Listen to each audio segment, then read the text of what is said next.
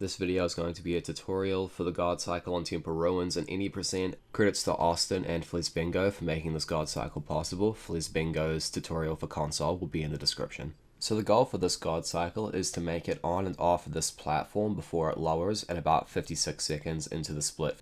If you don't make it here in time, then you're forced to either go all the way around, take your chances and risk dying, just sit there and wait, or if you time it perfectly, you can get some coyote time and do a nice little diagonal jump.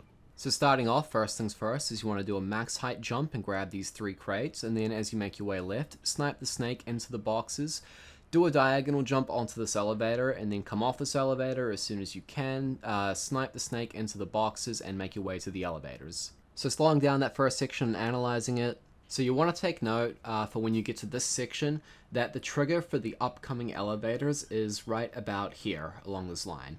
Hell, if you pay close attention to the top left, you can even see the elevators spawning in.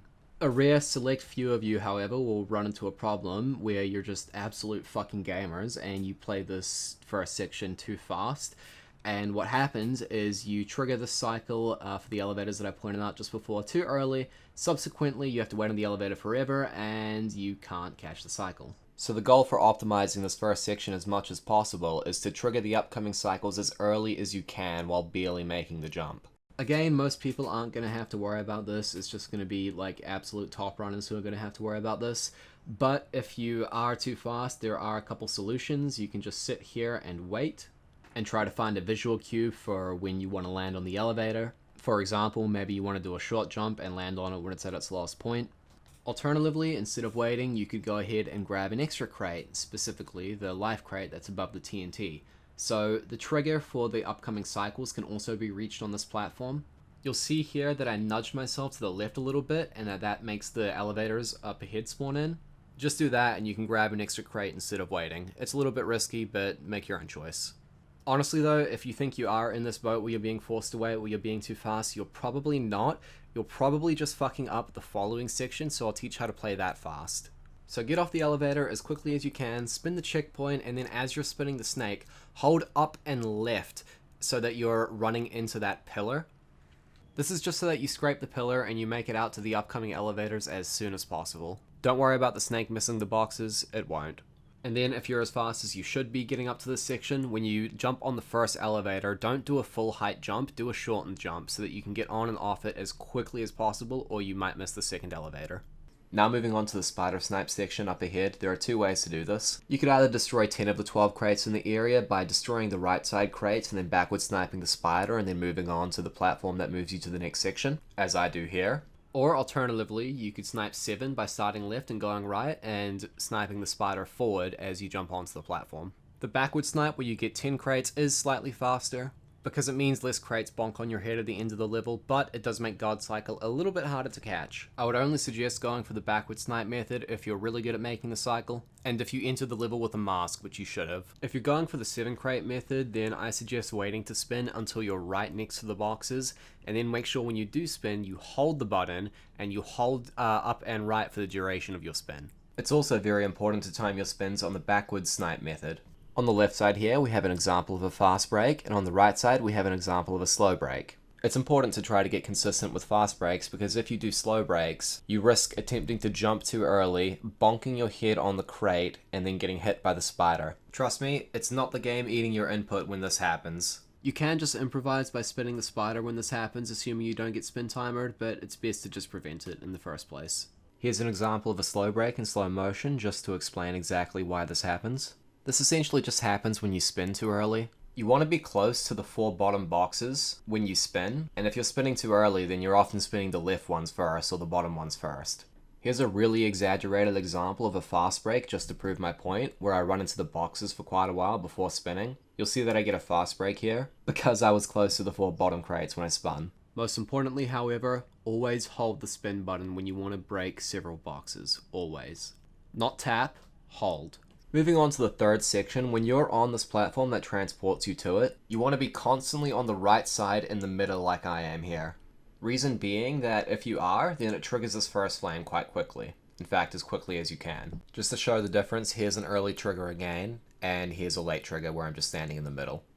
And here's a comparison of the differences side by side. Assuming you're doing the corner cut that I'm about to show you, which you definitely should be doing, it technically doesn't matter, but it's a good visual cue. You want to come off of this platform that transports you to the next section as early as possible, jump out halfway, and then come back. You want to do this because the trigger for the next flame is when you cross this line. When coming back from the jump, a nice visual cue that helps me edge the flame as much as possible is to stop moving just before you land so that you get this landing animation here. When this animation is finished, I turn around and land on the far side of the flame here, chain that into another long jump onto this floating platform. You want to be aiming to land in this middle square of the floating platform. You should also stop moving before you land so you get another landing animation like this to use as a visual cue. Once the landing animation is over, you should perform a diagonal jump. Don't worry about coyote time too much, you should only need a little bit of it. Once you see Crash on the other side of the pillar, you should stop holding diagonal and just start holding right. Then to spin the snake backwards, you want to be standing here, directly in front of the snake, in the middle of the platform. The snake can't even hurt you until it's all the way out, but you can hurt it, so this gives you a massive advantage and you're just able to spin him without really being concerned about getting hit. After spinning the snake, assuming you've done everything correctly, you should be able to just carry on forward without getting hit by this flame completely fine. You actually don't have to do the corner cut into the Snake-Snipe and you can still make the God Cycle, but you'd be making the back end of the God Cycle, so it would be significantly slower. It would also make the God Cycle unnecessarily tight. You should just learn the Snake-Snipe. You could also negate the whole compensation process by doing a flame skip or two, but they're really tough, so they're not really done in any % by anybody right now. You may even be able to catch a new cycle with this, but good luck. You don't have to use the exact visual cues that I've been providing, by the way, just do whatever works for you. This is just what works for me. The reason I feel like it's pretty important to establish visual cues for this section, however, is because the entire goal of it is to edge the second flame out as much as possible, and it's very difficult to just eyeball, so it gets a lot easier with visual cues, which is why I couldn't recommend it more. As long as you're landing on it while the flames are still there visually, you're doing great, but know that the more you edge it, the faster you'll be in the end. You then want to proceed through to the fourth section, which begins when you pick up Mask Form, and you want to pick up Mask Form as the crusher behind you closes. You do this because you want to pick up Mask Form as late as possible so that you can carry it for longer, since you have to wait on the elevator in front of you anyway, but you can't pick it up any later than this because otherwise the game will not detect that you have Mask Form quickly enough and it will close the crusher in front of you, because the game is designed to leave the crushers open when you're in Mask Form. But if you leave it too late, the crusher would have already triggered because you haven't picked up Mask Form yet. Proceeding with the fourth section, after picking up Mask Form, you want to wait on the elevator for as little time as possible, get off of that elevator as fast as you can, and then proceed to do a diagonal jump onto the next elevator. Landing from that diagonal jump, you want to land pretty close to the screen.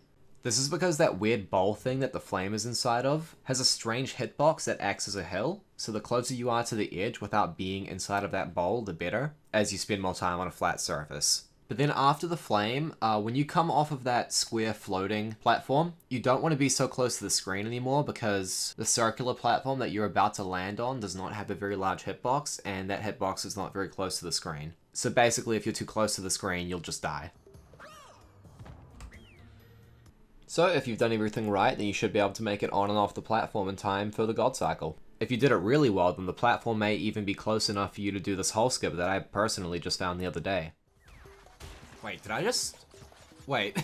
If you've made the God Cycle now, you should be able to carry the mask for long enough to get past this flame. If not, then you're just not coming off that platform that's transporting you to this next area fast enough. So while the God Cycle's finished, I would like to talk about an optimization with the crushers at the end of the level. I've actually already made a quick 1-minute tutorial for this trick in particular, so I'm just going to plug that into this video here. So first of all, you want to be on the right side of these pillars. You see how my foot is half hanging off?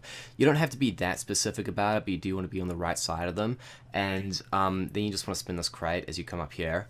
And the reason you're meant to be on the right side of these pillars is so that we could land up here without being too far right. Because if you go too far right, you see that flame right there? It has a hitbox and it will stop you from landing up there. Now, as soon as you land, you want to start running diagonally into the wall. I started running diagonally into the wall before I actually landed in this clip. Don't do that.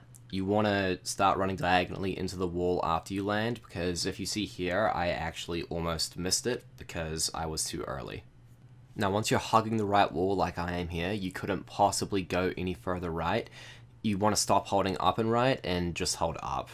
and that's essentially it. You got to spin the bat that's coming at you, of course, but besides that, you just want to be holding up, and then you should make it.